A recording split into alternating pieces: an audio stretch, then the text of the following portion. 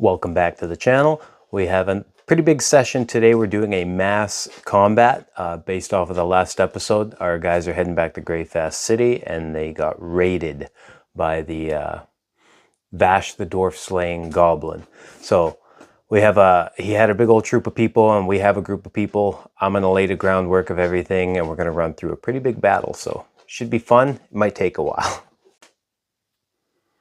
Okay, so just setting the stage a little bit, our party left the Infinite Burrows. They made it back to Barnmouth Village, where the evil map maker was brought to justice, and they teamed up with the group of gnomes that were within the camp here, the archaeology camp. A bunch of gnomes exploring here. We helped them clear the dungeon. We spent a month or so within here. Golly was learning how to learn some spells and whatnot in Barnmouth Village, and also the gnomes were kind of like mapping out the Infinite Burrows, which is the big kind of little 10-room dungeon we cleared. So they decided they're going to head back along the highway, going back to Graayfast City, right? So we're moving from this hex back to the main city hex, because they found out that the king or ruler of Graayfast City, which lives up in kind of this fancy district here, he gives out like bounties and stuff like that for anybody who kind of goes and does research on ancient ruins, sites, shrines, stuff like that. And there was Infinite Burrows kind of classifies as that. That's why the gnomes were in Barnmouth area. They were trying to get this so that they can go back, bring that information back to the ruler of Graayfast, and get some loot, and then maybe we can join forces with them and continue on through the continent and check out some other ones. Right, there's another site here, there's ancient cities here and here, some shrines here and here, as well as off an island, right? So we have some options if we want to team up with these 6 gnomes, I believe it was. There was 5 in the camp, and then we rescued the one in the dungeon. I think it was in this room here or this room we rescued, or it might have been up here even. We rescued one of the gnome ladies. And now we're teaming up with them, and we're heading back. However, Vash the Dwarf Slayer, right? That's our big baddie here. So a goblin warrior, little goblin guy. He was a goblin warrior, and he ended up beating us pretty drastically in this room, right? He looted that temple site where he got a armor of gleaming. It's like a magic set of armor that never gets dirty. And in that month we were in Barnmouth Village, he's managed to recruit 12 goblin minions to his cause, right? He's kind of like their fearless leader now, and they've been raiding. He fled to these woods, and that's where his forces are now. He's got 12 goblins, but they kind of raid this highway. So we teamed up with the gnomes. We're heading along this highway to go back to Graayfast, and wouldn't you know it, we rolled an encounter, and we had declared that the encounter will be Vasher doing a raid, right? So he's raiding us. So that's the storyline right now, right? We could potentially be in battle with Vasher. So we got to do a little bit of prep and setup to find out, let's set the stage here. So first things first, we're going to drive on back. So in game, it's still July 29th, right? Here's Vasher. He has his 12 goblins. They're on the road to Graayfast City. First thing we got to do is figure out what's the weather like. What kind of day was it? Are we fighting in the rain? That kind of stuff, right? So I'm going to bring up my solo dungeon master's toolbox here, and we're going to go to let's go to traveling, and we're going to go to the weather, and let's roll for weather. So that's going to be a D20 roll. So we're going to roll the D20. On a 3, it's summer. 2 to 4, ooh, it is rainy. So we are in the rain. Now, according to this, there is some Dungeon Master's Guide rules potentially on the rain. But for here, it doesn't really say anything. It says you just kind of come up with your own thing. So what I'm gonna do is, because it's rainy, we're gonna do disadvantage on like acrobatics checks if they're doing anything flashy, right? Because of the mud, it'll be like kind of slippery and rainy, as well as maybe we'll do disadvantage on attacks that require like arrows and stuff like that, ranged attacks. We'll do disadvantage on those. Just because, you know, arrow won't fly as good in the rain and stuff like that. They might not be able to utilize that as good. So that's going to be the rule for that. So we're rainy. I'm just going to write that here. Rain. So that makes the battle a little more interesting. If, you know, we try to get fancy doing flips or whatever in the mud. That's good to know. Now, here's what it... give me a second. I need to find my Dungeon Master's Guide. Okay, well, here's what I'm going to do, actually. I'm going to utilize... So we're with the gnomes. There's six gnomes, 2 of us, Golly and Summer. And then there's Vasher and 12 of his goblin minions. Let's find out the distance of the monster from the PC, because we've already determined it's an encounter. So we'll go off this rule here. It says, roll 1d8, monster is that many squares away, or roll a 1d10. D10 times 10 plus 20 feet. How about let's get our D8. That many squares away. Or a D10. Could be 3. It's only 3 squares away. How do we not see them, right? That seems like it's... Maybe we do 10 instead? A D10? 7. Yeah, maybe we'd see 7 feet away. Let's go with the D10, because it says, yeah, roll a D8 or a D10. So they're going to be 7 squares away. And something else I want to do is let's figure out what he does. What do the monster's intentions / tactics. Add 15 to the roll for a big bad evil guy or a boss monster. Now, we upgraded Vash the Dwarf Slayer from a goblin warrior to a goblin boss, which is going to make this fight a little scarier. We could potentially get cooked here, but also now he's a big bad evil guy. So we're going to add 15 to the roll. We're going to roll a D100, and we're going to find out what his intentions are. So on a 28 plus the 15, so we got a, what's that going to be, 30, 40, 3. So we got a 43 to the roll. So 31 to 70. Okay, the monster simply attacks purely out of instinct, according to this. We're going to have it... Let's find out. Let's look into our goblins, right? Maybe he's laid a trap for us, or maybe his guys aren't that kind of in sync yet, because he's only known them for like a month. He's got his guys together. So let's read about goblins, right? Feywild embodiments of recklessness and ruin. Goblin raids are often as much opportunities to enjoy setting fires and tormenting livestock as they are parts of more disruptive plots. Okay. It says they direct destructiveness toward banditry, sabotage, or war. So I don't know if these guys are going to be laying a lot of traps. Because it's going to be goblin minions here. They enjoy participating in the disruptive schemes of clever leaders, but are quick to flee, okay? And the goblin boss are often the most imaginative, disruptive, or forceful goblins. Through a combination of luck, cowardice, callousness, these leaders avoid harm at the expense of their followers. Okay, well, he might flee as well, leave his guys there. So maybe they don't have like they haven't had time to lay big traps or anything like that. They're all set up. We might make a couple parties lie in wait. So let's set the stage here. So again, 7 squares away. Okay, there's the little setup, right? So we got Summer, Golly, and then we got 6 of our gnome crew, and then 12 goblin minions with Vasher, right? So here's my little token. I try to make him different. Vash the Dwarf Slayer. He's their goblin boss leader. And then we just got like a bunch of generic little goblin minion looking dudes here, right? I don't know if anyone wants to see the little gnome guys I have. That's our little gnome characters.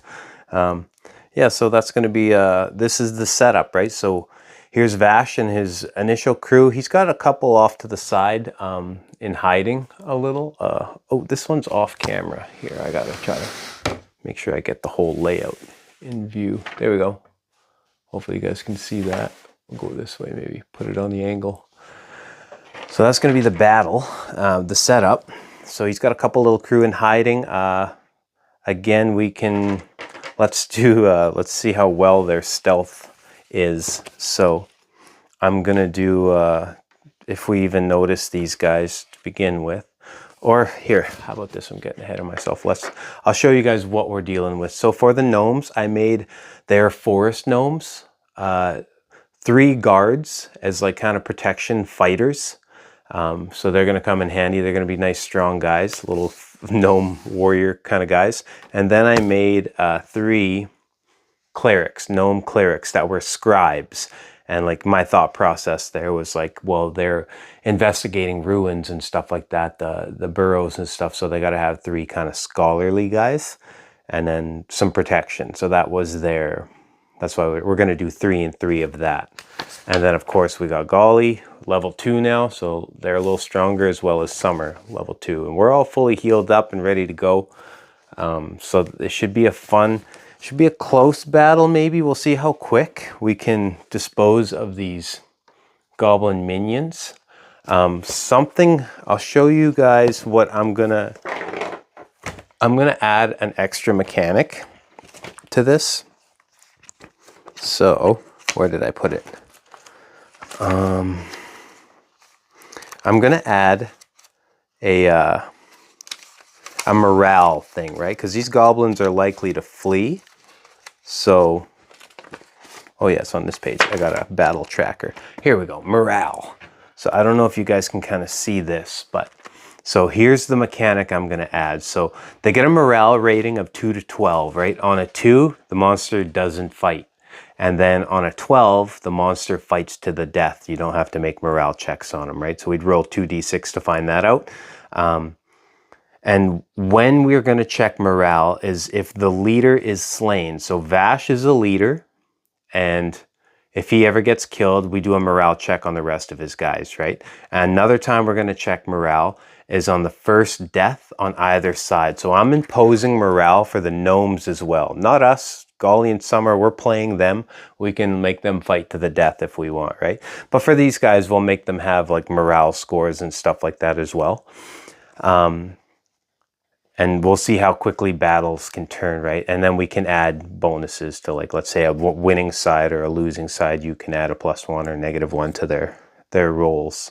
Oh yeah, and then the last time we check morale is if the monster party falls below 50%, or even us, right? So let's say 3 of these gnomes die. Do the other 3 flee if they fail morale checks and stuff like that?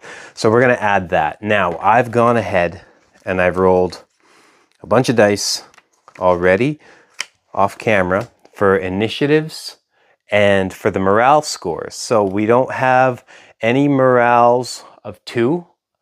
The lowest I got was a couple that are at 3. So these guys are going to be very likely to flee. A lot of these guys aren't necessarily have the highest scores, as well as our scribes. 2 of our scribes rolled pretty low. What I did for guards and stuff, I think, though, for the gnome guards, is I gave them an automatic +2 because they're there to fight, right? They wouldn't just be cowards fighting. So I added 2 to them, but they ended up rolling high enough anyway. So these guards are more likely to stay, but these scribes could potentially run away because they have lower morale scores. So that should be interesting to see how that plays out. I've rolled all the initiatives. I've gotten our initiative rolls. The only thing I didn't know was the Goblin's initiative. So the Goblin boss has a +2 to his initiative. So Vash has a +2. That's what I forgot. And then Goblin minions, oh, they all get +2 to their initiative. Okay, that's what I didn't know. So I'm going to add 2 to all of these. And then we're going to find out the order of combat, and I'm going to make the tracking sheets so that we can kind of jump to it, right? Because we already determined that Vash and them are just going to attack. They're raiding. They want to get what's theirs, kind of a thing. However, I'm going to explain a little mechanic here for the, not the gnome scribes, but the gnome guards. So when I built them up, I just used Player's Handbook for that, of course.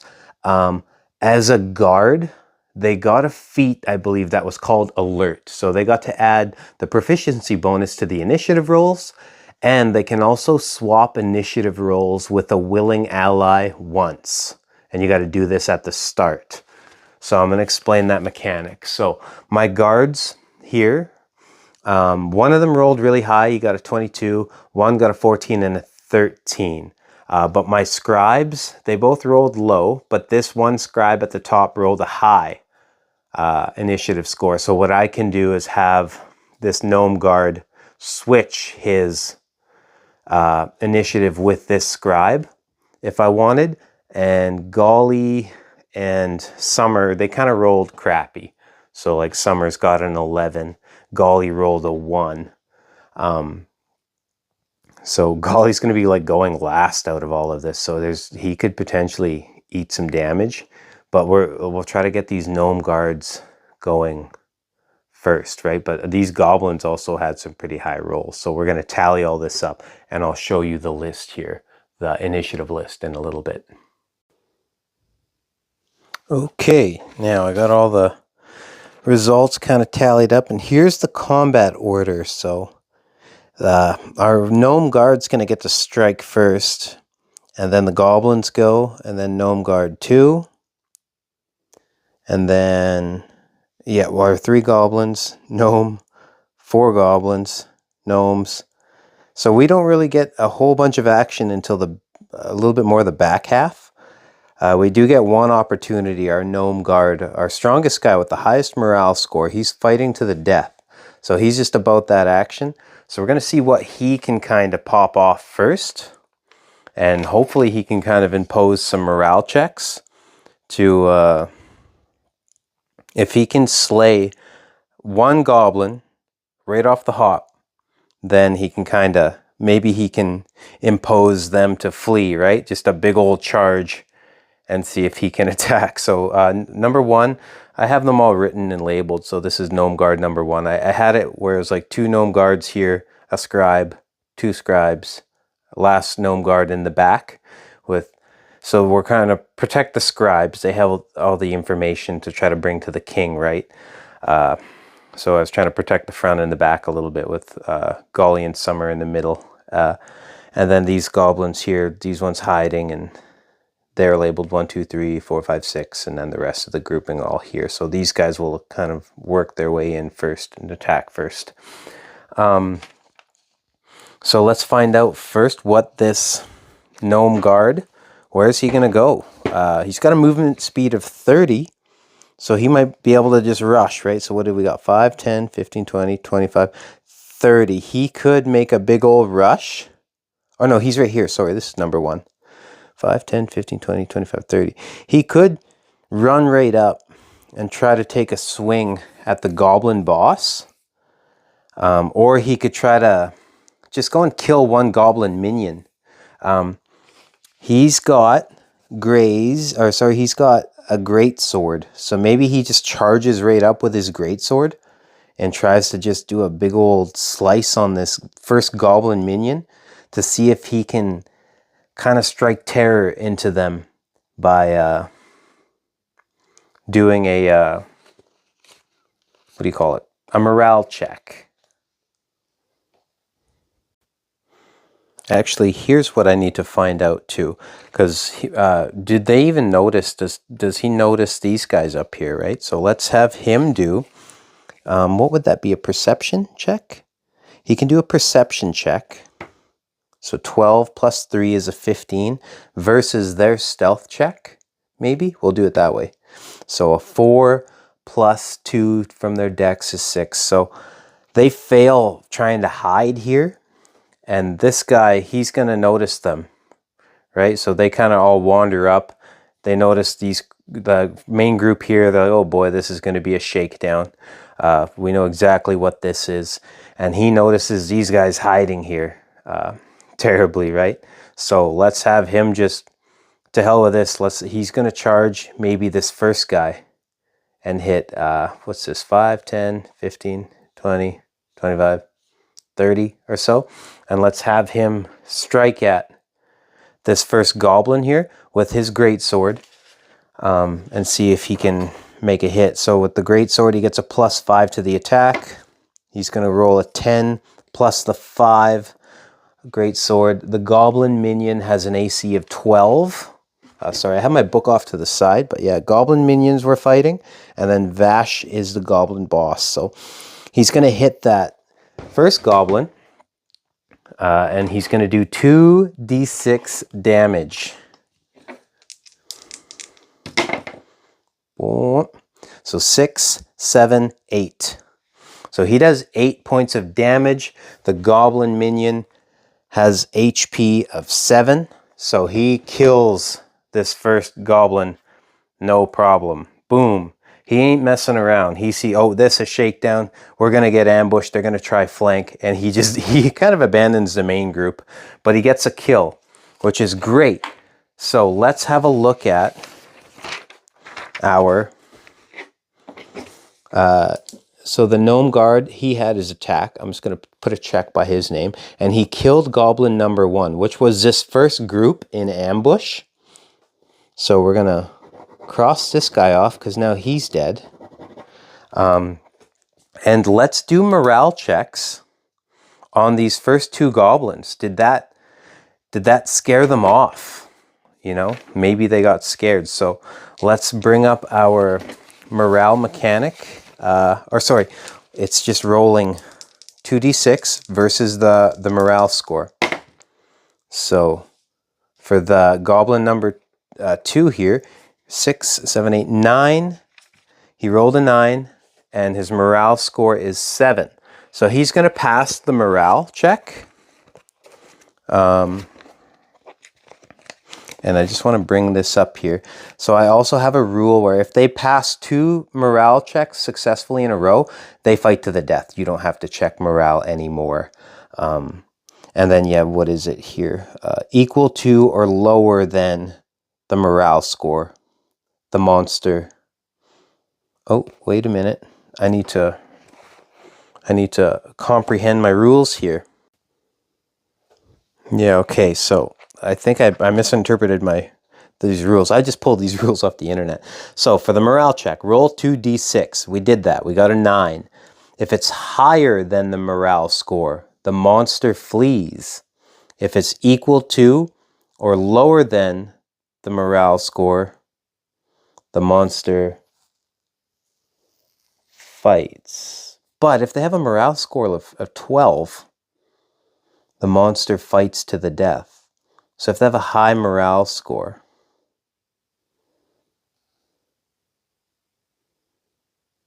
hold on, yeah. So that kind of pans out.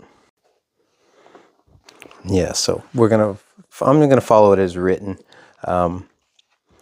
My brain's not working the greatest. I struggle to comprehend the rules sometimes. But his morale score for the goblin number 2 was a 9. His score is 7, and we rolled higher than the morale score, and in that case, the monster flees. So he's going to flee, attempt to flee, and goblin number 3, 6, oh, we rolled another 9. What are the chances of that, right? His morale score is an 8. So again, we rolled higher than his morale score, so that monster is going to flee as well. So this guard, the gnome guard fighter, he could be gnome captain, came and just chopped this first guy down, and these 2 guys, that imposed morale checks on their grouping, and they both failed the morale check, so they're like, holy shit. Like, what the hell? What are these gnomes made out of, right? These guys are strong as hell, and they're both going to flee.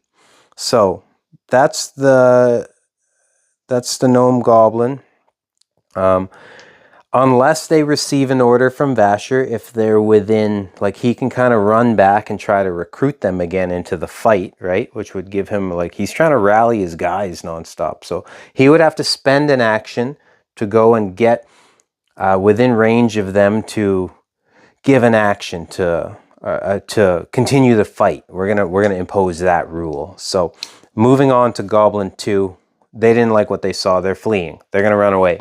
That's all they're worried about. So they have a movement of 30 feet, and he's just going to dip on back. 5, 10, 15, 20, 25, 30.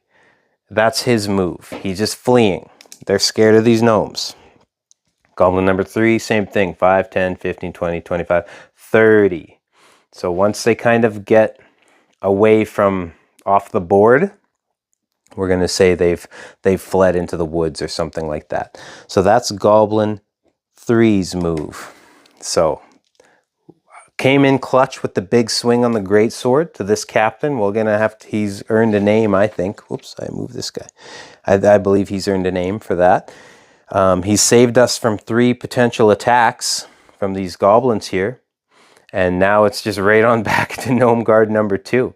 So it kind of foiled Vash's plan, right? But again, he's only had these goblins for like a month. So they're not the most trained up. They're not the most cohesive of units.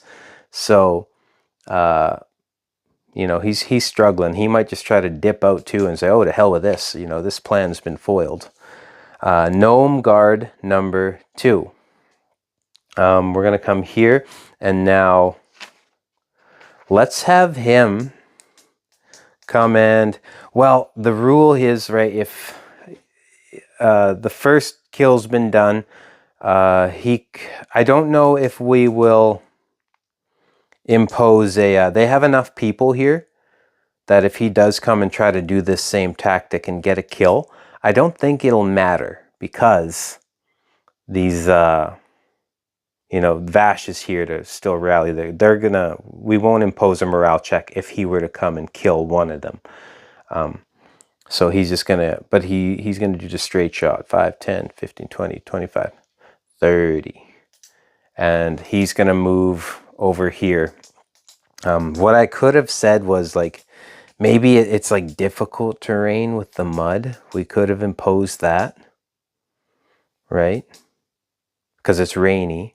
I don't know. Maybe I'm going to let them have full movement, let them all have full movement, but they're going to have disadvantage on ranged attacks and acrobatics checks, right? But we'll let them have full movement. But let me know in the comments what you guys think we should be doing, if it should be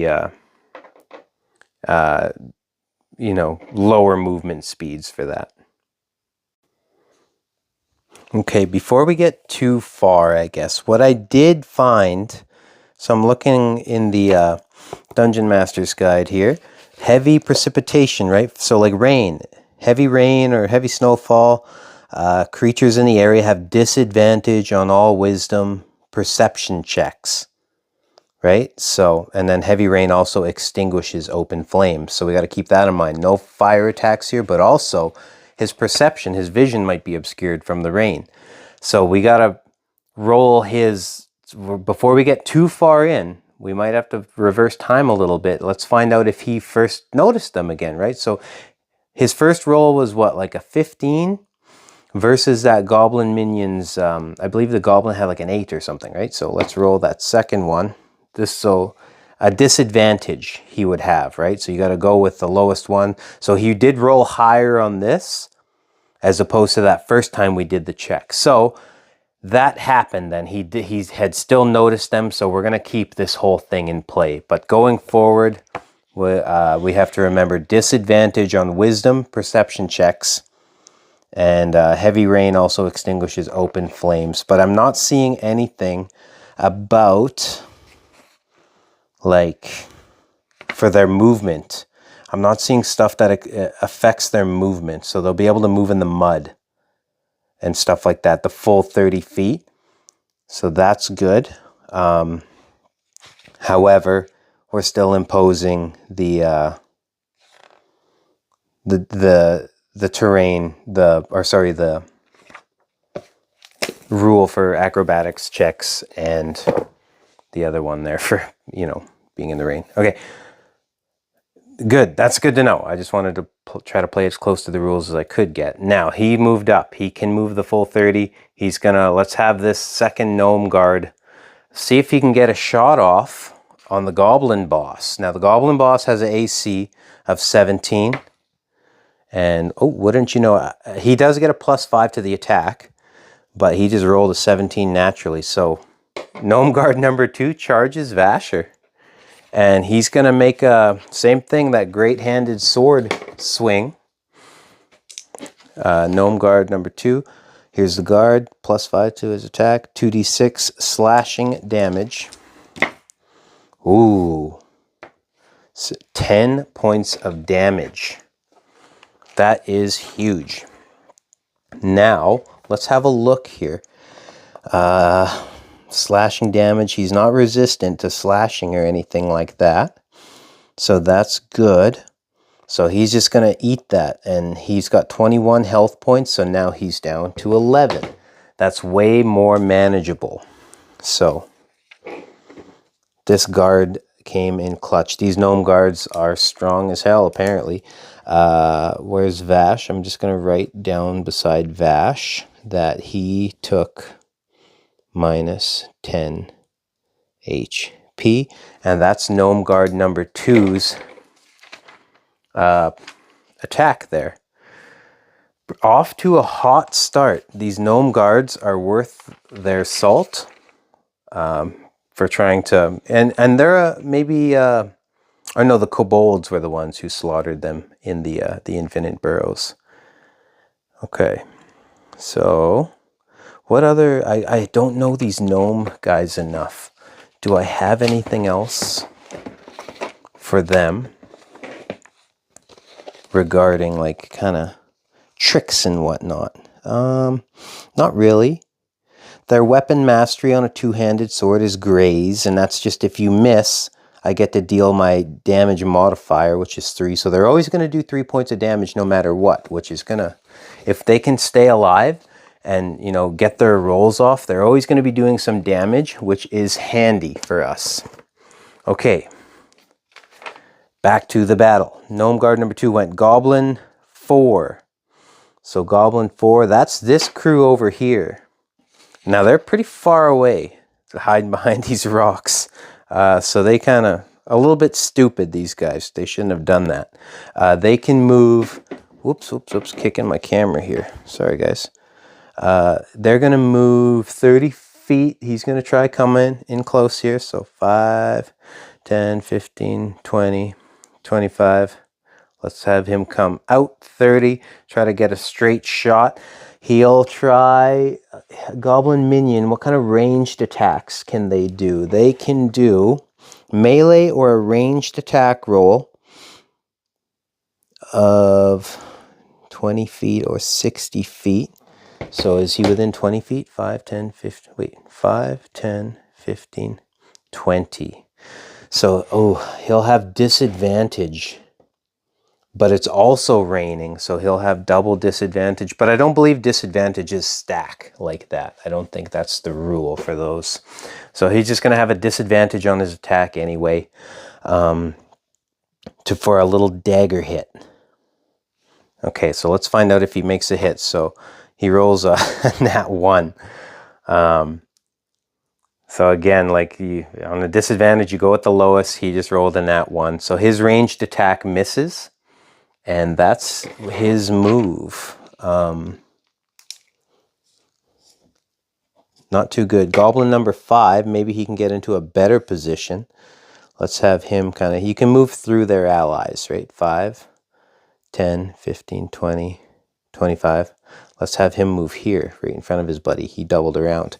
5, 10, 15, 20. So he can reach, but it's still disadvantaged because of the rain. For the ranged attack. So boom, 3. Yeah, we don't even have to roll again. We're going to take the lowest, that 3 plus a 4 they get to the rolls, would be 7. But the AC is too high on the gnome. So his attack, They're just out throwing daggers. They're untrained. They're throwing daggers in the rain. They're just throwing them in the mud. These guys are kind of idiots. Vash is thinking, what the hell? He's a little upset. He took that big shot, so he's kind of engaged here with this guy. So he's got to do something to get back at this gnome guard here, because he's engaged in some combat. So what can the goblin boss do? Actions. The goblin makes 2 attacks using the scimitar or short bow in any combination. So he can make 2 scimitar attacks, or sorry, scimitar, pronouncing that wrong. Oh boy. Okay, so this could get hairy for our gnome guard. He just kind of rushed him, and it's going to be, ooh, rolled a 20. Now, I believe that's critical damage. I'm going to pull up my rules here for the critical damage to find out what that is. Here we go, gang. Critical hits. When you score a critical hit, you deal extra damage. Roll the attack's damage dice twice. Add them together. Add any relevant modifiers as normal. For example, if you score a critical hit with a dagger, roll 2d4 for the damage rather than 1d4 and add your relevant ability modifier. So you don't add the modifier twice. You just add damage dice twice. Okay. Oh wait, if the attack involves other damage dice, such as from the rogue sneak attack feature, you also roll this. Okay, I don't got to worry about that. So we're going to roll the damage dice twice. This gnome might be cooked, gang. The scimitar does 1d6 plus 2 damage. So let's get our 1d6 out. And we're going to roll this twice. 2 plus a 6 is 8. And then the attack, the modifier, which is for them, it's a dex attack for the scimitar, so that would be the 2. Yeah, so 8, 9, 10 points of slashing damage plus 2, or what's this say? Plus 1d4 slashing damage if the attack roll had advantage, but it did not have advantage. It's just a regular attack. Yeah, okay. So 6, what was it, 7, 8, 9, 10 points of slashing damage to the gnome. So let's first find out, where's my character sheet on the gnome fighter? Gnome guard. Ooh, he's got 1 hit point left. 1 hit point left, but let's see. So Vash, gnome guard number 2 takes 10, or no, wait, 6, 7, 8, 9, 10. Yeah, 10 hit points. So they went blow for blow, right? He did 10 hit points of damage, and he did 10 hit points of damage. That was the first attack. Now the goblin boss makes 2 attacks. So he's going to roll again with his scimitar. And, ooh, look at that, a 1. Perfect. So he does not kill the gnome. They just go blow for blow. he gives them as much damage back as he received. Isn't that crazy? What a crazy storyline. But he's at 1 now. 1 health point, this gnome guard. He is in rough straits here. So that is Vash's attack. Oh, wait. His bonus action as a goblin boss, right? He makes multi-attack. He can make 2 attacks, but bonus action. He can take the disengage and get out of, kind of get out of range here. So he'll disengage from him, and then he'll move his 30. He's going to try rally these guys again, maybe, hey? So let's bring him 5, 10, let's go 15, 20,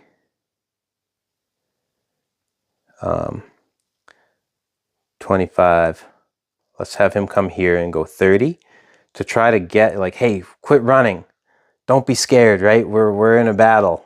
So he ate a blow, he gave a blow, and then he's running over here to try to rally. But he's got to use an action to rally his guys. He can't, if he can't, so that would be one of his multi actions, maybe, or multi attack things. We'll have to decide on that in the next round. We'll figure it out. Oh, wait a minute. What's his reaction? Let's learn about these creatures. Redirect attack. Trigger. A creature the goblin can see makes an attack roll against it. Response: the goblin chooses a small or medium ally within 5 feet of itself. The goblin and that ally swap places in the ally. Oh my goodness. Oh my goodness. That's what that is. Okay. I had to play this. He gets this reaction.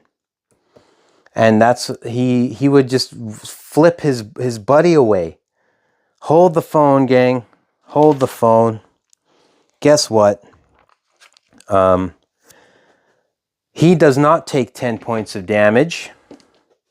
This goblin, one of these two would have. That's what's going to happen there. He would take the reaction to redirect the attack, right? Trigger. A creature the goblin can see makes an attack roll against it. Yes. Response: the goblin chooses a small or medium ally within 5 feet of himself, and they swap places. Yep. Okay. So, change of plans here. Just make sure I have that rule. We use this reaction. So when this gnome charged up and did 10 points, did that big swing, what Vasher did when he was here is he swapped his buddy to his spot. And then Vasher was here. And they did this. And then that big 10 points of damage swing hit goblin number 9 instead. And killed him. Because they only have 7 hit points. So Vasher does not have any hit points missing. And we're going to just do like a check that he did his move here. And goblin number 9 is dead instead. Because he ate the full brunt of that. Because if it hit Vasher, it's going to hit that goblin, right? So he did the old slip and slide with his reaction.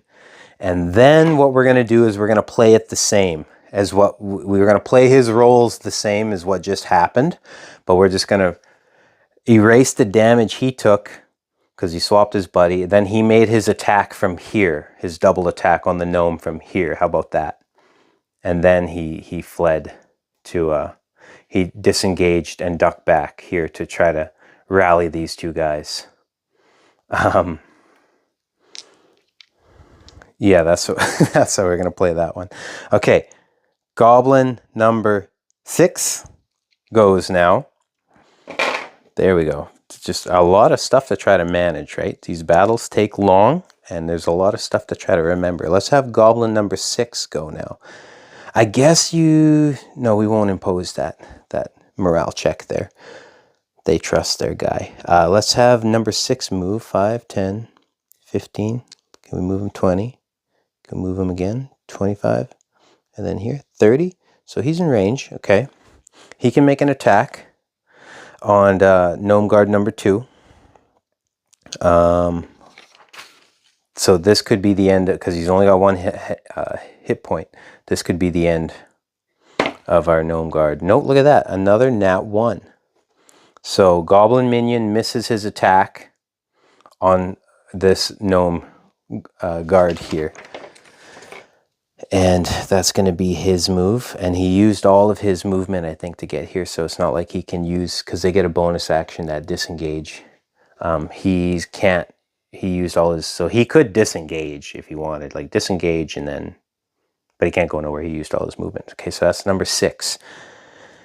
The gnomes now. Gnome scribe, number 3. So this guy's labeled number 3. This is a scribe this time. So now the scribes are getting some action. And what they can do, hold on, let me find his sheet again. they're clerics. I made them clerics because it's like, it was either bards or clerics, but it's like, I don't know, bard sings songs about stuff. As like a cleric is closest to someone who's gonna be a studying man, I guess. Let's see, but they can cast spells. Ooh, let's not knock all my stuff around. Let's have them, maybe he can heal that gnome guard up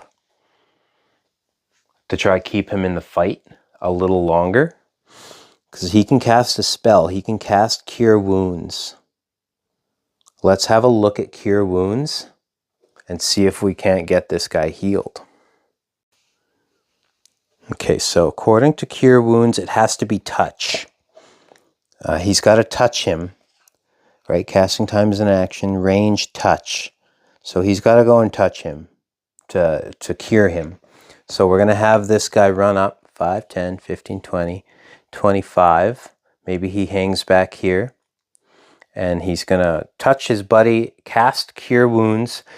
He's going to regain 2d8 plus spellcasting ability modifier. So 2d8 on the Cure Wounds is going to be, oh boy, bad roll. 1 plus 8 is 9 plus the spellcasting ability modifier. But we lost 10.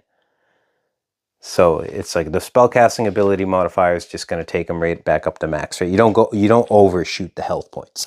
So let's just change that to a plus, I guess. Let's scratch all of this out. So he did his movement, he did his heal, and now this gnome's back. They're protecting each other, right? They're brothers. So he healed them right back up. That was Gnome Scribe number 3. He's keeping his buddy in the fight a little bit longer. Gnome Guard number 4. Number 4. So that, what did we say? This guy's labeled 4, but he would have been back here. So I'm gonna move these guys around like this. So this is the Gnome Guard number 4. I just have a 4 written on that.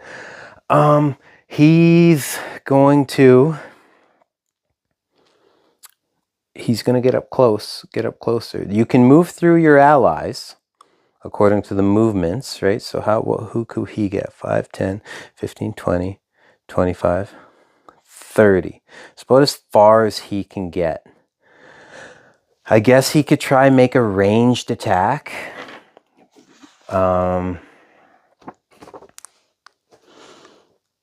But it'll have disadvantage because of the rain. Let's have him chuck a javelin. They each got, Gnome Guard. They each got 6 javelins. And the range on a javelin is 30 and 120, so that would be within 30 range. Let's have him throw a spear or a javelin at this guy.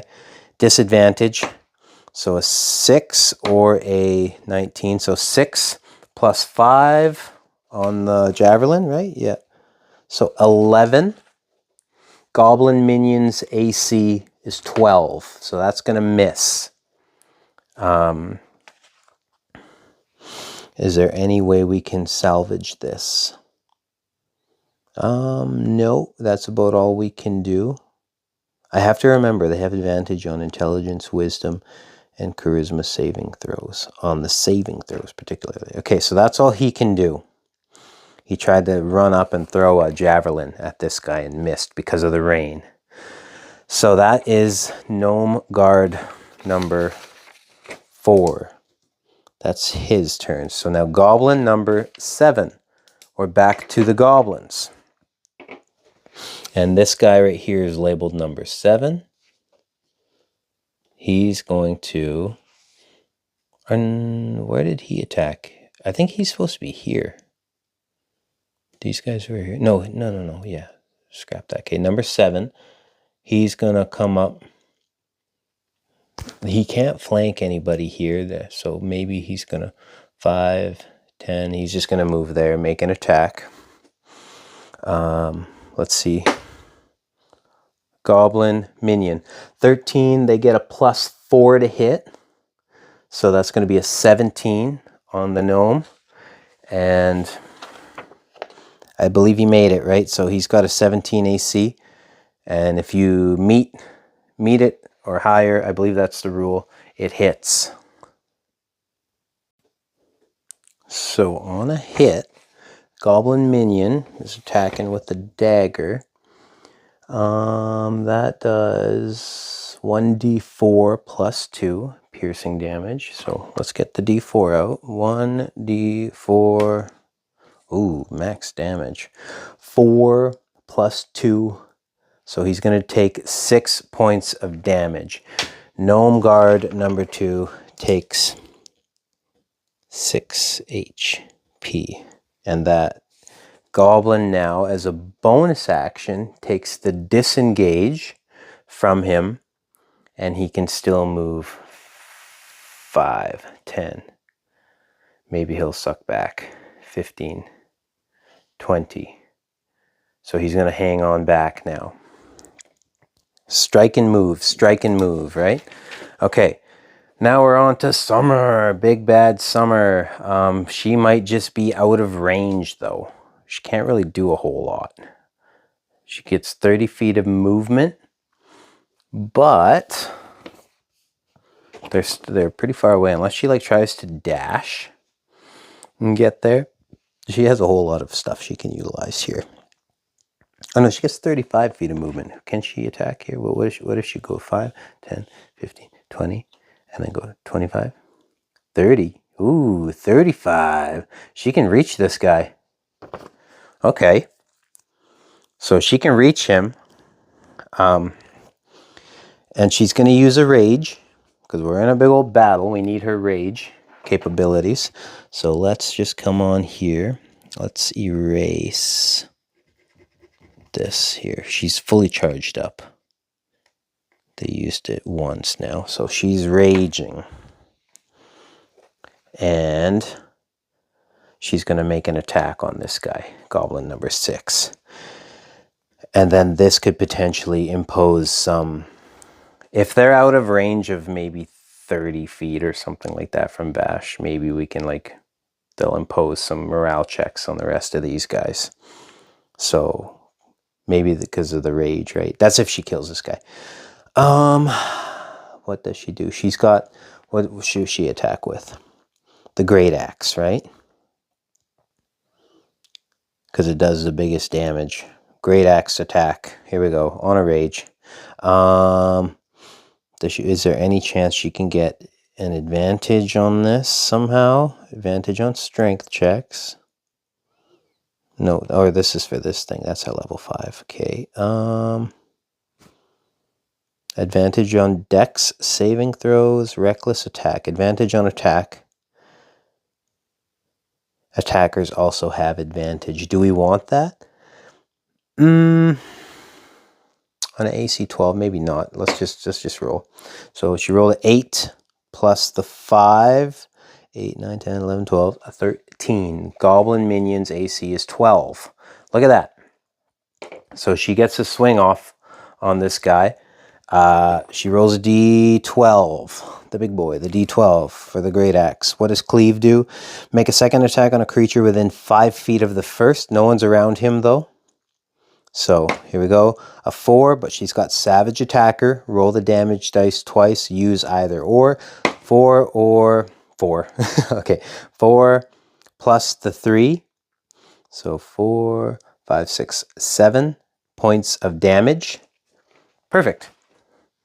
Because they only have 7 HP. So this guy is dead as well. Goblin number 6 out of the fight. Let's scratch him off. It's a shame this couldn't have been a goblin that has yet to move, you know? Okay, so that is Summers. What else can she do? Can she get up to anything else? Not really. Okay, well, she's still got Fire's Burn, which is handy, and I think we'll try to utilize that on Vash if we can. So Summers' move is done. Morale checks. Should we don't know, because it's you check it on the first kill, and then if they are if the leader's slain or the monster party falls below 50%, but it hasn't yet. We've only killed 3. We need to kill 6 of them before we do another morale check. So that's just Summer's go. Now Goblin number 8. Now he might be feeling pretty brave. And he's going to come and take a swing at... I'm messing up my board here. What do we have here? Kind of this going on. Yeah. So Goblin number 8's going to come on down to Summer, 5'10". He's going to take a swing at her. We're going to roll this. 19. Okay, that's just going to hit. She's got an AC of 14. And the Goblin minion does 1d4. So 1 plus 2 piercing damage. 1 plus 2 piercing damage. But she is raging. So she resists piercing. So when you resist, you cut the damage in half, right? And I always round down. So on a 1, what is it? 1 plus 2 is 3 piercing, but divided by 2. 1.5 rounded down. She takes 1 point of damage. So she's going to be at 22. And then this Goblin is going to disengage and move that 5, 10, 15, 20. Just kind of suck back like that. So they're kind of like, we're kind of rushing them a little bit, forcing some stuff through.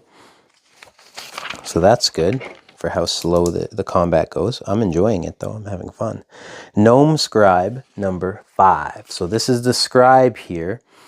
Can he reach 5, 10, 15, 20, 25, 30? He can't reach his buddy to heal him up that 6 hit points. So what we can do is... He can try make a ranged attack. A spell. Try to do a spell. And then see if he can hit somebody. I'm going to have a look at my spell rules really quick. Okay, I had to look at a couple things here because I'm going to cast Toll the Dead. He's going to sink back a little bit. He's going to stay out of their range as best he can. And he's going to cast Toll the Dead on one of these 2 guys, I believe. But the spell says it's within range of, in where he can see, but it's raining. So I'm like, will that affect visibility? So we're in the Dungeon Master's Guide again for visibility. And rain does affect the visibility, right? So lightly obscured conditions reduce visibility. Rain reduces maximum visibility to 1 mile. And fog reduces it to between 100 and 300 feet. So he's definitely in range, like we could see him. So as per the spell, because this spell is not like hurling a, what do you call it? Hurling like a throwing something or shooting an arrow. He's just pointing, right? So let's have a look at Toll the Dead again. 234. 233, 234. Toll the Dead. You point at one creature you can see within range, and the single chime of a dolorous bell is audible within 10 feet of the target. The target must succeed on a wisdom saving throw or take 1d8 necrotic damage. If the target is missing any of its hit points, it instead takes 1d12. So the range is 60 feet, and it's a creature we can see within range. The rain doesn't affect our, like we can see this close up. So no disadvantage on the throw, I believe. And he's got to do, target must succeed on a wisdom saving throw. So I guess this would help us, I guess, if he wouldn't have to do disadvantage to see if he doesn't get hit. I believe that is what we're doing there. Yes. So he won't have disadvantage because he's got to make the throw. He's got to make the wisdom saving throw. But it won't be like at a disadvantage for rain and stuff like that. Okay. So it's just going to be normal. Sorry, slowed this combat rate down, but I just want to make sure I get these rules down. So we're going to attack this goblin minion. Wait, how far is he out? Is he 5, 10, 15, or I guess this is nothing. 5, 10, 15, 20, 25, 30, 35. He might be out of range, or can he go? We're kind of metagaming. He hangs back. Let's keep him out of range. Because he can't go and heal his buddy, but he can try cast a spell on this guy. Or maybe he comes up to here. He just moves around to try to get a little bit closer, stay out of range, but within range to cast a spell. Playing it safe, right? So, his wisdom saving throw is a 3. He rolls a 3. The goblin minion, you add, what's their wisdom modifier? Their save says they have a -1 to the save, but it don't really matter. So he'd have a 2. And their wisdom saving throw is our spell save DC, right? And he needed to roll a 13 or higher. So guess what? He hears the bells of the dead. We toll the dead. And the target must succeed on a wisdom saving throw. He failed or take 1d8 necrotic damage. Here we go. 1d8. Big roll, big roll, big roll. 4 points of damage. Okay. So we did some damage, that's good, on, this guy says number 5. So we were attacking goblin number 5. So he takes -4 HP. Good stuff, and that is Goblin Scribe, number 5's move. Here we go, we are on to goblin number 10. Where's number 10? He's back here. We don't want to go into here, because then he won't be able to disengage and do the old stick and move tactic. So he's just going to come on down. Oh, he doesn't want to come here either because he would be engaged with Summer. So he's going to 5, 10, and he's going to take a shot at this.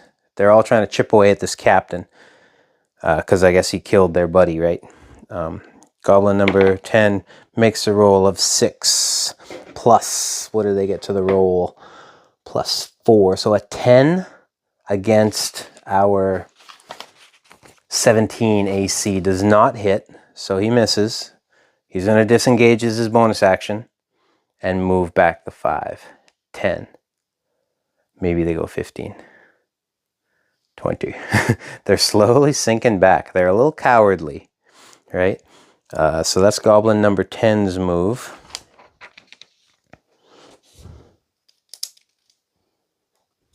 And goblin number 11 will also try to come on down. He'll go 5, 10. He don't want to go here to engage. He's going to go 15. He's going to take a shot at Summer. And he rolls a 19. So that's going to hit Summer. And he does a 1d4 plus 2 piercing. So 2 plus 2 is 4 minus 2. Because we are resisting the piercing damage with her rage. So she takes another 2 damage. So we're going to write that down. She is now at 20 hit points. And he's going to disengage. And what did he move? 15? 5, 10, 15. Let's have him sync right back.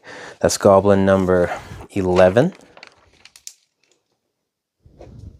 Now, Gnome Scribe, number 6. Can he reach his buddy?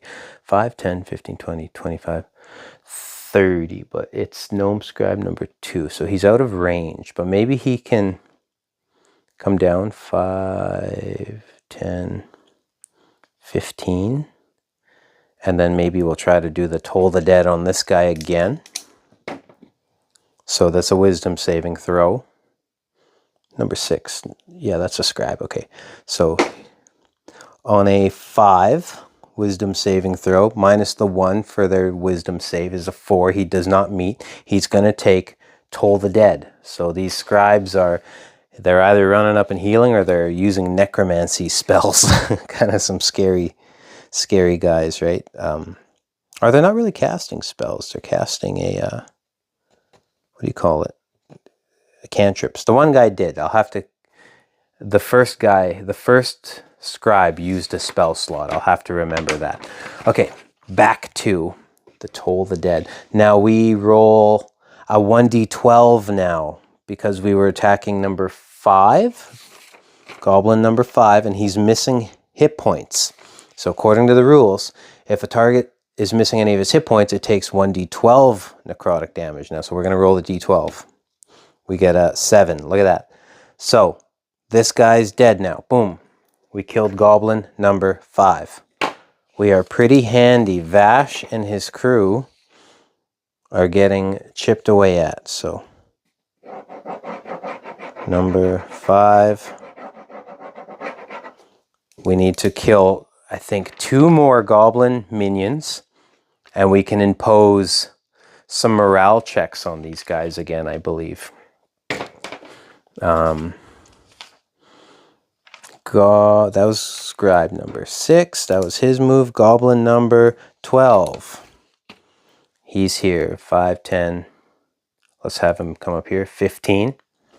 He's going to make a shot at the gnome again. So he rolls a 9 plus 4 is 13 against the AC of 17 on the guard. Yeah, the guard's got an AC of 17 because their build out that I made for them, they had chainmail, which is pretty handy, but 17. So that's going to miss. He's going to disengage. 5, 10, 15. They're a little unsure, right? They're too green. They're too green behind the ears for us. That's Goblin number 12's move. And now Golly, finally. Golly gets to get into the mix. Golly, Godsford. Here we go. Let's see. Where did I put a sheet? Golly can do what? I don't like attacking with him. His attack is kind of garbage, to be honest. What kind of spells do we have? He's kind of got the same spells as these other guys. He can heal and whatnot. So maybe he's designated to be a healer as well. Maybe he tries to heal up Gnome Guard number 2. Because he's missing some health points, right? So let's have... Can he reach him though? Let's see. 5, 10, 15, 20, 25, 30. Because we could pass through our allies. So he can actually reach. He can come on through. Boom, boom, boom, boom, boom. Get right into there. And he can cast Cure Wounds. Cure Wounds is the touch. You have to touch to heal that. So... let's see. Let's keep our gnome friends alive because they're kind of doing some sweet damage for us, right? Cure Wounds. 3-page, 259. 259, Cure Wounds. Yes, 2d8. So let's get him back up. And 4 plus 7. Okay, so he's just going to be fully healed again. So we're going to cross off this minus hit points on this Gnome Guard. And that's Golly's move. But he uses a spell slot, so I have to cross that off on his sheet. So here we go. Let's grab our pencil. He uses 1. The good news is with level 2, he gets another spell slot he can utilize. So he can cure like 2 more times. Okay, so the gang's in good shape. That's round 1 of combat. Crazy, crazy, crazy. Round 1 of combat, and the most significant damage done was from Vash. Doing damage to the Gnome Guard. But our healers, we got enough cleric kind of healers coming in and keeping the boys alive. So we're all full health. So is the crew. The whole crew's, the goblins have full health, but now they're down 4 goblins in round 1. And that's pretty damn good. But Vash has an attack coming, and that could prove... Does that... No, he doesn't, because they're fleeing. they fleed the morale check. So he's got to spend an action trying to rally his guys. And then he's also got a morale score, so we can kind of, if he loses enough guys and he's like the battle's the tide's turning, we'll do a morale check on him too, and he could just try to get out of dodge and be a problem for later as well. Let's get into round 2. How about that? So I'm going to draw a big old line down this paper to show that that was round 1. Round 2, we're back up. Gnome guard number 1. Let's, they're just going to keep wading through these goblins and chopping through them. So let's have him come straight ahead. He's just putting himself in danger, though. He could potentially get flanked. Oh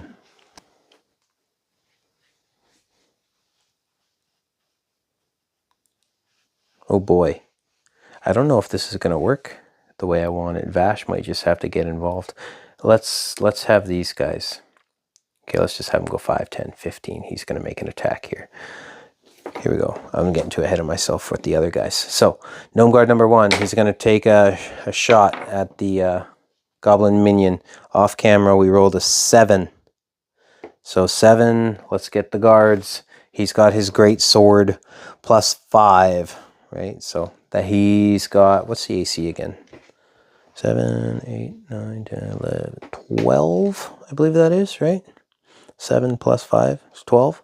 So the AC is 12. So he does hit this goblin minion. So this guy's freaking cool, man. I like him. He's got some gumption. 2d6 on the great sword attack. Does 5, 6, 7.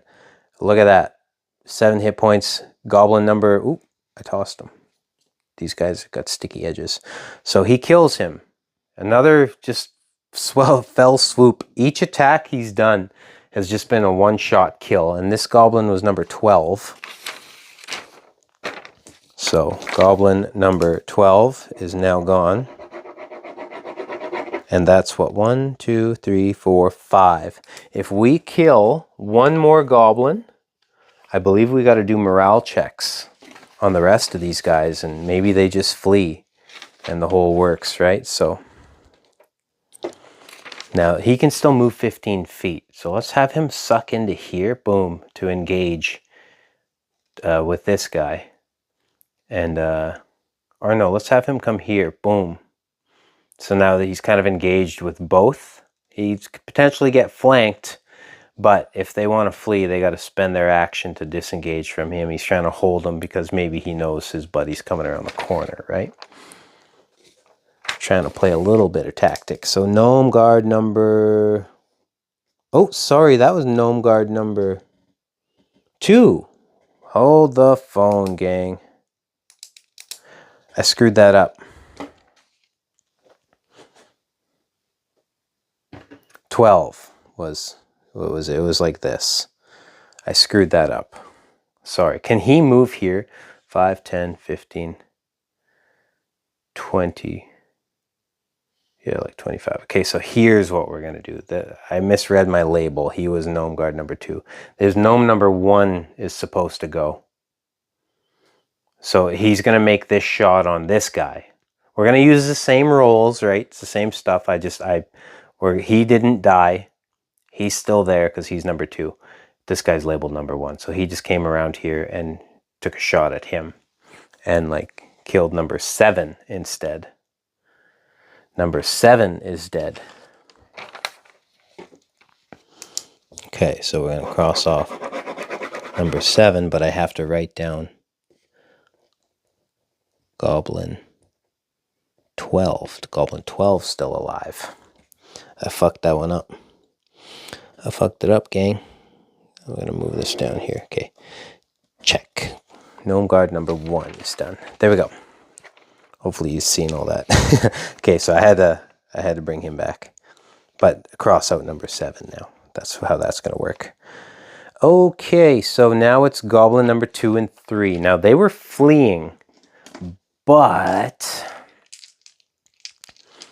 now I have to decide what my rule is. Like, do they continue to flee? Or do they kind of rally? They just flee for the round kind of thing.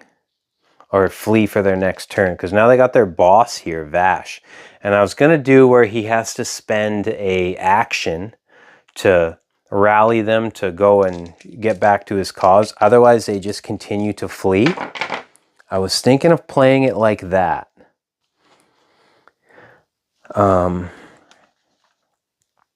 But I think I'm going to change my ruling now where it's like, it's a fresh round.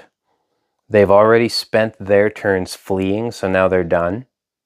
And then if they fail a second one, then maybe they just kind of continue to flee. I don't know. We'll try to get them back in the fight. Is what we're kind of steamrolling these guys here, right?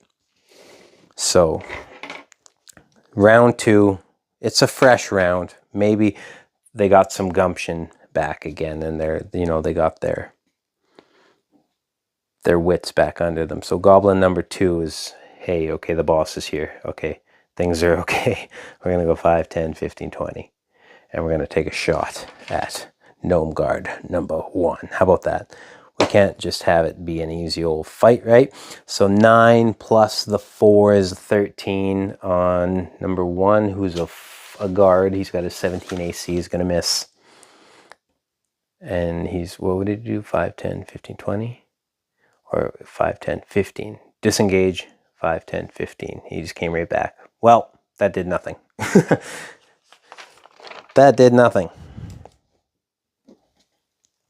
Goblin number 2. He can move through his buddy. 5, 10, 15, 20.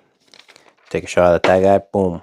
11 plus 4 is a 5. So a 15 on an AC of 17 doesn't hit. But how about this? He's going to stay there. No, because this guy's still close. He's going to disengage and go 5, 10, and suck back. Okay, that's number 3. This is going pretty quick. Gnome Guard number 2, 5, 10, 15. He takes a shot, 16. I don't even need to add his modifier. That's going to hit this guy. The Great Sword does 2d6 slashing damage. So once again, 5, 6, 7, that kills. Number 12 is off the map again. Didn't even need to add him onto there. Boom. That is Gnome Guard number 2. Okay, so that is what? 1, 2, 3, 4, 5, 6 goblins dead. We killed 6 goblin minions. How many did? 1, 2, 3, 4, 5, 6. They're at 50%. And the morale rule, yeah, monster party falls below 50% or below 50%. So they're right at 50%. So maybe they're still in the fight then. Okay.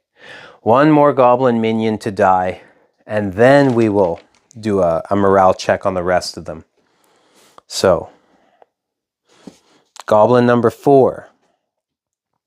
He's going to come on up 5, 10, 15.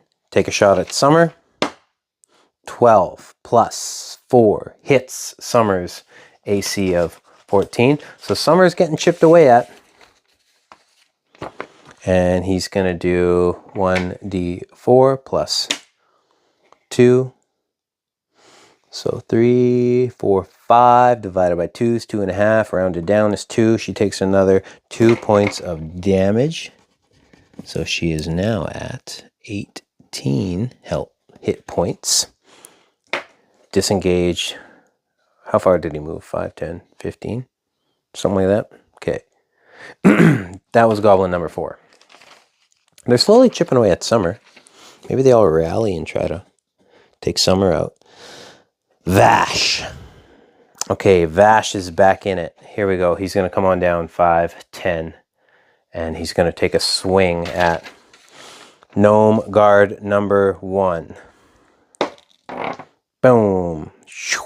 11. He rolled an 11. What's the goblin boss get?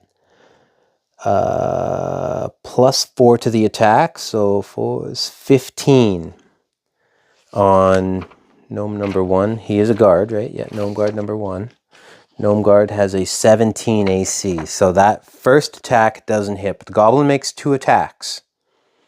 Second attack, 9. Oh boy. Okay, so that just doesn't hit. Both attacks fail. Now what he's going to do is disengage. And he moved from there, which would get him, what, 5, 10? So 5, 10, 15. And then let's just pretend he's moved back one more. 20. So he's back here, and he's kind of thinking, shit, they're storming us, they're pushing us. Both my attacks aren't hitting these gnomes, right? Because he beat us up pretty handily in the dungeon, and he got pretty confident. But now these 2 gnome guards are there, and everyone in here is just cutting through his newly gathered forces. So he's kind of on his toes. He tried to make a big attack. He thought he could kill this guy and get like morale checks, maybe, right? But he tried to turn the tide of battle here and failed both attacks. So this is a huge moment. Vash might be preparing to flee.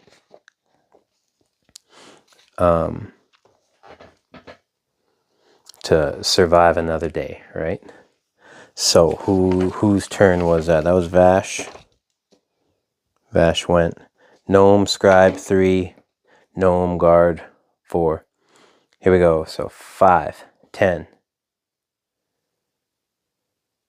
15, 20, 25. No, it's a scribe. He doesn't need to like move. He can do Toll the Dead. Necromancy. They're using necromancy. Toll the Dead. The Goblin makes a wisdom saving throw. Doesn't hit. Spell's a dud. No good. That's going to be his move. Gnome Guard 4. Number 4 is right here. Can he reach anybody? Can he go 5? Wait, there's a sign there. 5, 10, 15. Let's come in here. 20. Let's have him hit number what? Let's have him hit this guy right under him. So on a 17, that's just going to hit. 4 is what? He's a guard. Yeah, so he's going to do 2d6 on his greatsword attack. That's going to kill. Boom. Killed. Number 4 is dead. They're just carving through these goblins.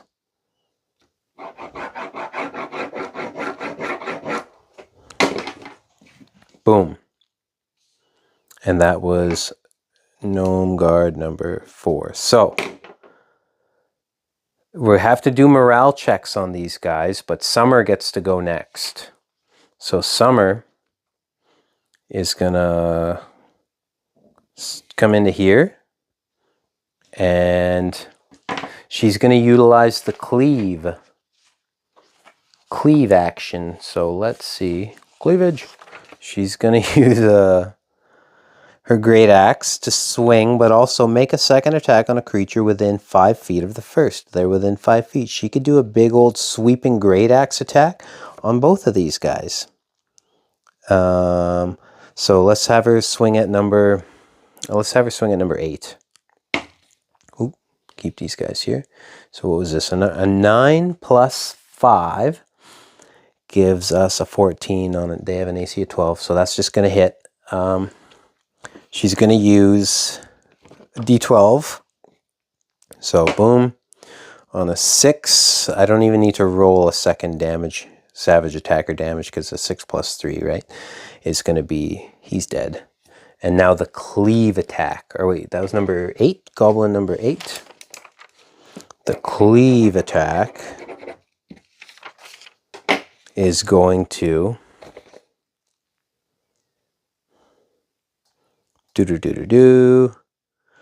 Sorry, I'm reading some stuff. Don't add the modifier to the damage. Can only use once per turn.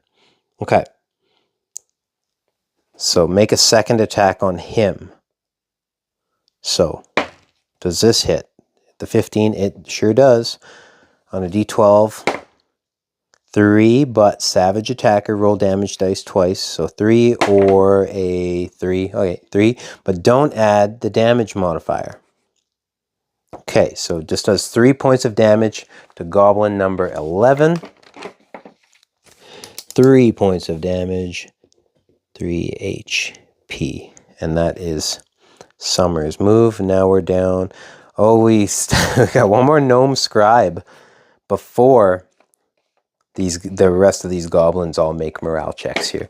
So, gnome scribe number 5. He's all the way back here. He's going to come 5, 10, 15, 20, 25, 30. He's getting brave. He's coming all the way up. And he's got a direct line of sight, right, to this guy, number 11. And he's going to toll the dead. So this is a wisdom saving throw of a 9. They have a -1 to their wisdom check, and their wisdom saving throw is 13, I believe it was, for their spells. Gnome scribes, 13.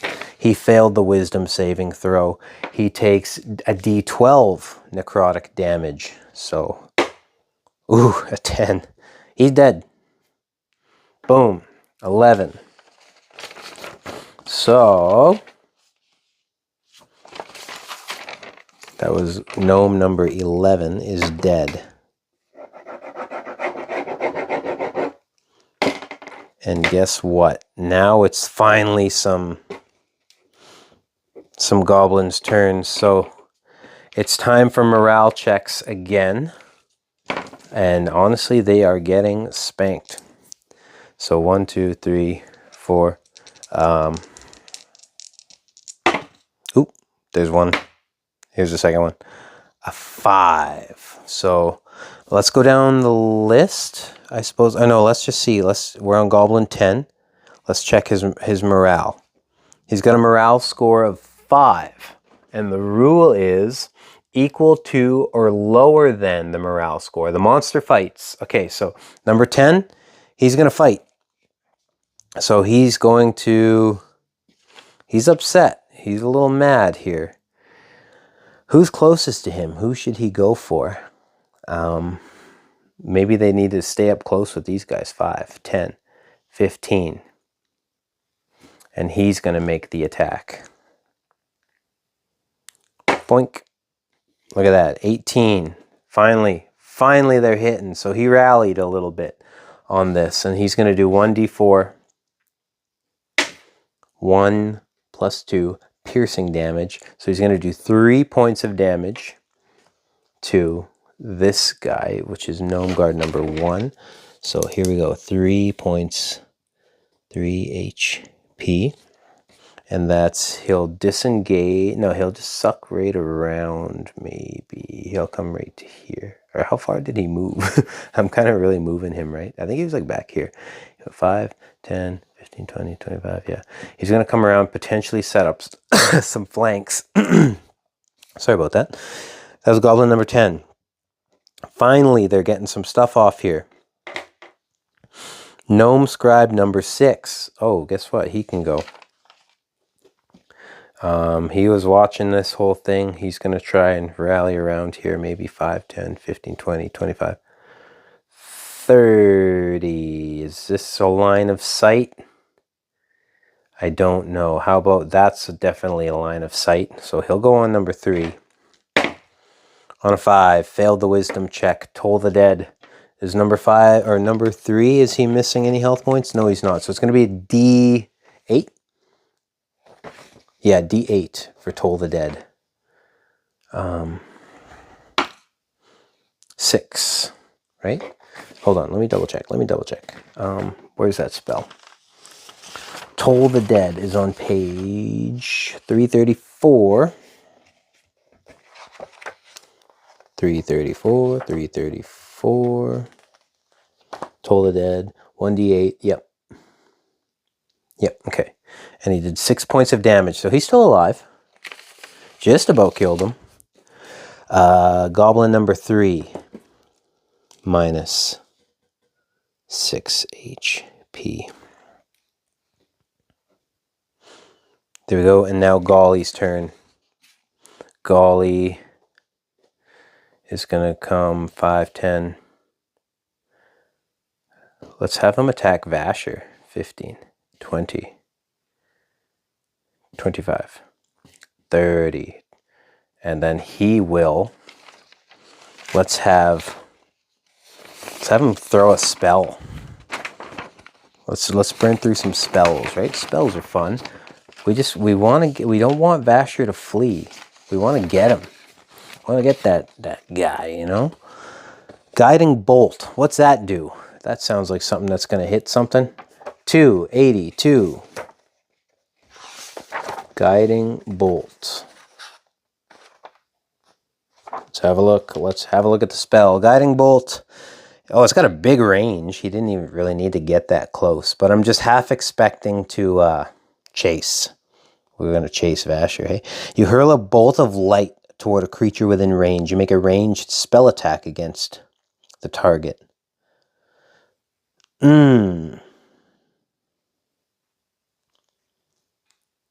No, it's raining, right? It's raining, and that's not a... We don't want to... Oh, we could try it. But it's kind of a waste, right? Because we'll have disadvantage on something. You hurl a bolt of light. So that's kind of like something that can get obstructed with the rain. Well, we can't meta game now. I guess we declared we were guiding Bolt. Let's see. So on the first one, we rolled a 6 or a 13. So on the disadvantage, it's going to be the 6. Boom, boom, boom, boom. Okay, a ranged spell attack is 6. A ranged spell attack bonus, 6 plus 5 is 11. And I think that goes against the AC of a target, right? Yeah. So, and he's got an AC of 17. So that misses. So what does this say? Make a ranged spell attack. On a hit, it takes 4d6 radiant damage. And the next attack roll made against it before the end of your turn has advantage. So we didn't hit. So none of we just wasted a spell on nothing. I should have read it first. But maybe he was thinking like he could be a hero. So we used 2 spell slots. And that's Golly's turn. Golly's, we should just designate him just a healing. He kind of put himself in a bad position here.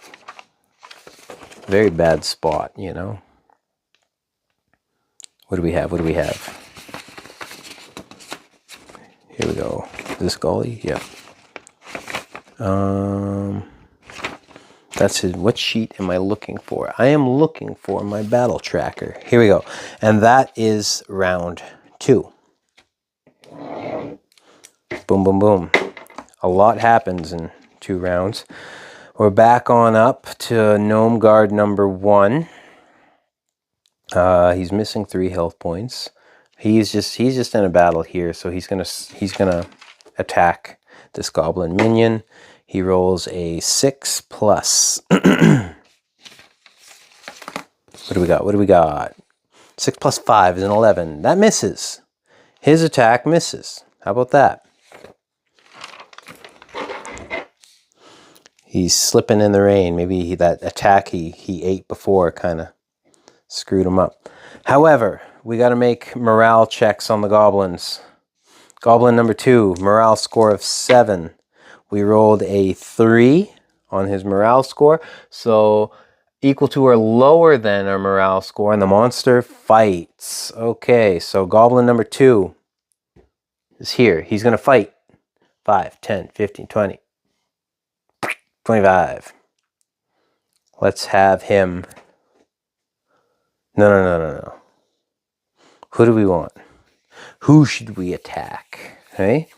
Should he go for Golly? What do you think? Maybe he goes for Golly. It's closest, right? 5, 10. Let's go for Golly. Golly is closest. Golly shouldn't have jumped up there like this. 16, that's just going to hit Golly, right? Golly has, he only has a 12 AC. Okay. So, Goblin Minion does whoop. 3 plus 2, 5 points of damage to Golly. So Golly's got 12 hit points left. Look at that. Ooh, and Vash is right there. Spooky. This might get spooky. Goblin number 2 went. Yeah, so... And then he's going to hang there to potentially set up an advantage. Goblin number 3 is now going to go. And he's going to come... Who do they want to attack? 5, 10, 15, 20, 25, 30-ish, right? And then advantage time on the flank. I know it's not in the rule book, but I like this rule. 8 or a 10. We'll go with a 10. 10 plus 4 hits Golly's AC of a measly 12. 1 plus 2 piercing damage is 3 points of damage to Golly. Golly is now at 9 hit points.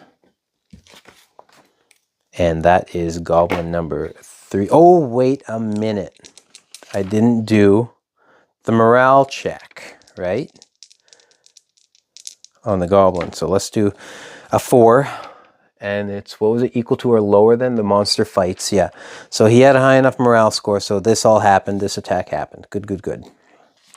Almost forgot we got to do morale checks on all these goblins every time. But they're staying in the fight for some reason. They're resilient. They won't fight to the death. Suddenly they're feeling brave. I don't know why. Who's left? That was Goblin number 3. Sorry about that. Gnome Guard number 2 goes now. And he's here. So 5, 10. He's going to flank. 9 or 9. 9 plus 5. Right? On the gnome. So that's just going to hit. They only got AC of 12. And they do 2d6 great sword damage. 6, 7, 8 points of damage. Boom. Goblin number 3. Now dead. You should have ran, Goblin. Goblin number 3. Guess what? It's going to be a TPK for these guys. Not only, I thought we would have to get Vash first, but we're just slaughtering their whole gang, and then we're going to get Vash. That's kind of funny. It is Vash's turn. Now, his whole party's getting decimated.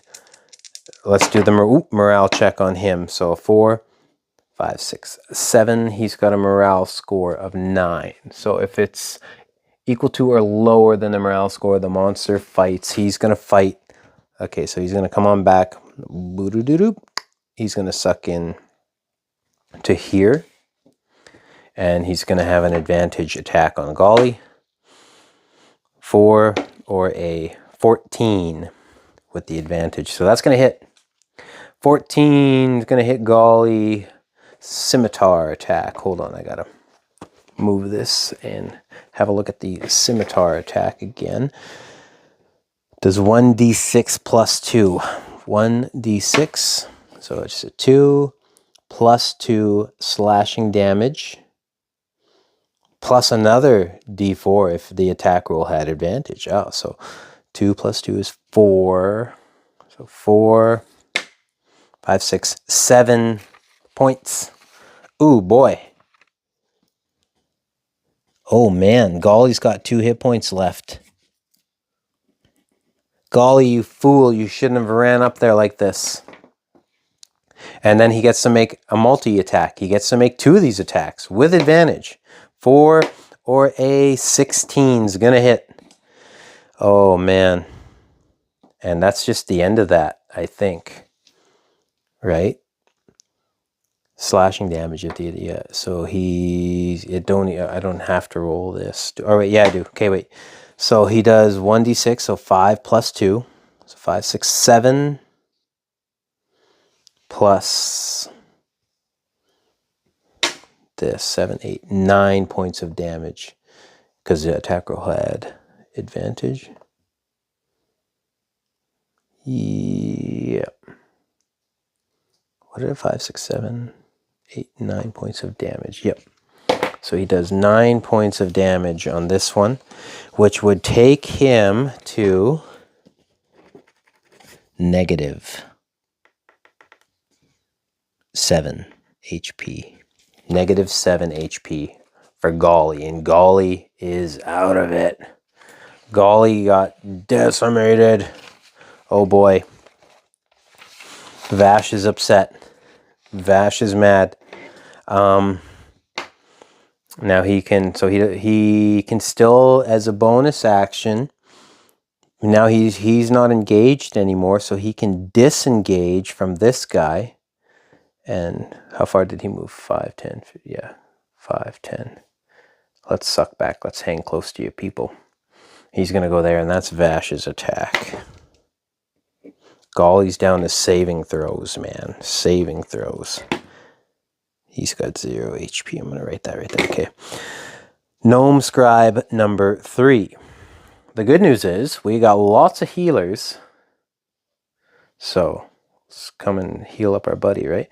5, 10, 15, 20, 25. Let's have this Gnome Scribe number 3 cast Heal Off on our... Try to bring back Golly. Let's bring back Golly. Does, what was it? 1d, 2d8? 1d8? Does 1 or 2d8, I believe. Cure Wounds. Does 54. Cure Wounds does... I can't remember the page. What a long battle. I'm kind of tired now. 2d8 plus spellcasting modifier. So does he bring him back? 2d8, 2d8, 2d8. Where's my d8 now? This is how I know this battle's been stretching too long. I'm misplacing things and I'm just tired and kind of want it to be done. But Vash might, you never know, just all of a sudden have a big cleanup of everything. Wouldn't you know about that? It's right in front of me. 1 plus 7 is 8 plus the spellcasting modifier, right? So 8, wait, what did it say? Plus spellcasting ability modifier. So let's have a look at the scribes again. So 8, they cast with wisdom, 8 plus 3, 8, 9, 10, 11 points he gets back. So Golly is back in it. 11 points. And I believe the first scribe can no longer heal. Because he was the first guy to cast a spell. So he's burned through his spells already. He can't heal no more. And Golly gets... Where did I put Golly's thing? Golly was at negative what? 7? He got 9. So he's at 2 HP. He's back on up to 2 HP. So he's not dead yet. 2 HP. Okay, can't heal. I have to track that. Gnome Scribe number 3. Can't heal. Okay. And he's done. Gnome Guard number 4. He's gonna, well, who, 5, 10, 15, 20. 25, 30 or 25, 30? Just straight up 25, 30. Okay. Let's try to get this. Let's get this rolling here. So 4. 4 plus 5 is 9. Doesn't hit. Does not hit. Does not hit.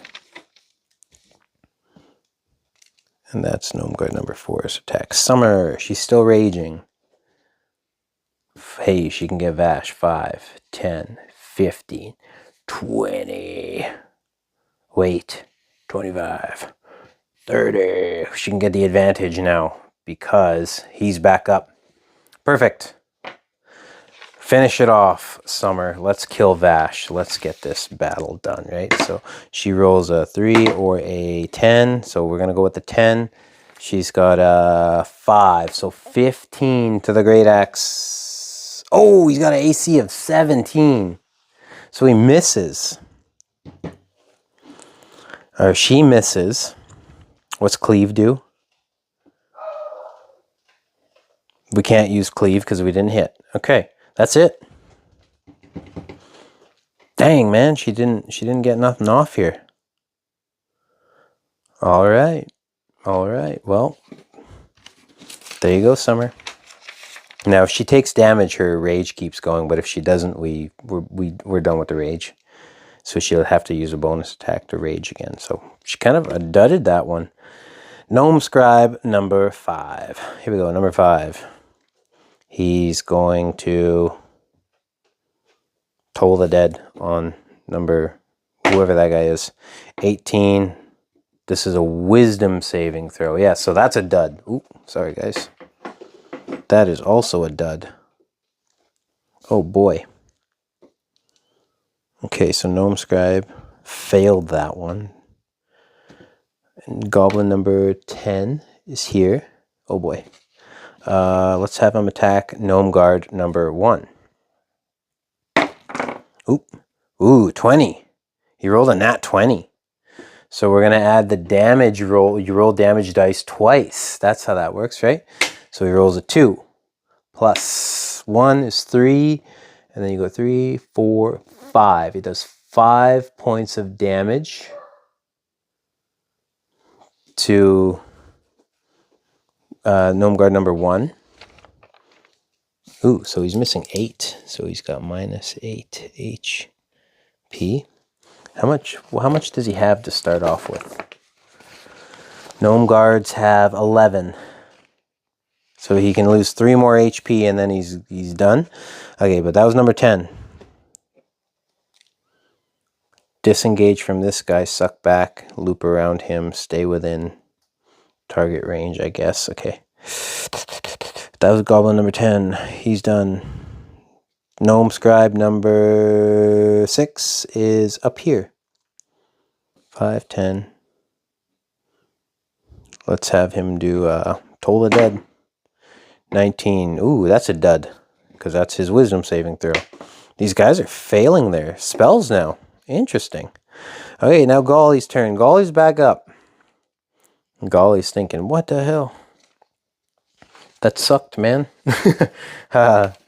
Let's have him do... What kind of spells does he have? He's only got 2 hit points. We burned through 2. Let's have him... Let's just have him try to Toll the Dead on Vash. Let's get this. Let's get it rolling here. 19. Failed. Cantrip. Failed. Golly, you're a fool. There we go. That's round what? Number 3? Okay.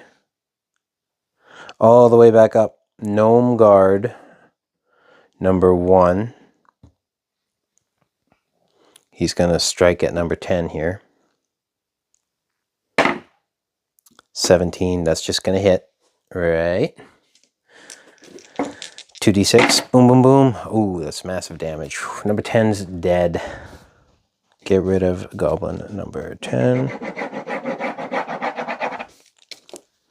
And he's got low HP, so let's have him hang back a little bit. 5. Okay, Goblin number 2. Bonus action, disengage. 5. No, let's have him attack Golly again. 5 plus 9, or that's a 9. That misses. Disengage. 5, 10, 15, 20, 25, 30. Start running. Alright, no. They said they were gonna hang back here. Well, maybe. Let's see. Morale check. 6, 11. Higher than the morale score. The monster flees. Yeah, let's have him start running away. He's gonna run start running. That's number 7. No, that was number 2. Yeah, that was number 2. Number 2 went. Gnome Guard number 2. 5, 10. Here we go. Make an attack on Vash. 13 plus 5, right? With the great sword. The great sword. Got too much stuff to keep track of here. 5, 6, 7, 8. Hey, that hits. 2d6 on Vash. Suck it, Vash. 3. 3 slashing damage. Oh, no, sorry. 3, 4, 5. And then 6, 7, 8 points of damage on Vash. There we go. We're finally getting Vash down. Minus 8 HP. That's the Gnome Guard. Who's next? It is Vash's turn. And Vash is going to... Man, he's covered on all sides here. Let's attack Gnome Guard number 2 for having struck at him. So 18's definitely going to hit. It does 1d6. So 4 plus 2 slashing damage. So it's going to do 6 points of damage to Gnome Guard number 2. So where's Gnome Guard number 2? Minus 6 HP. Second attack. 11 plus 4 is 5. So 15. That one doesn't hit. Okay. And he can only disengage from so many people before he triggers stuff. So he's got to stay put. He's locked in. Vash is locked in. To the death, Vash. And then Gnome Scribe number 3. Right here. Toll the Dead. 17. It's a dud. Man, these guys are not getting anything off anymore. Gnome Guard number 4. Another Gnome Guard. Advantage on the attack. Boom. 5 or 11 plus 5 is 16. That misses. So Gnome Guard number 4 misses his attack. No good. Summer. Come on, Summer. Advantage. 16. Yeah, that will hit. But we're not in a rage anymore. Oh, something I didn't do is add that damage, that rage damage. We're not in a rage anymore because of... she didn't take damage and all that stuff, right?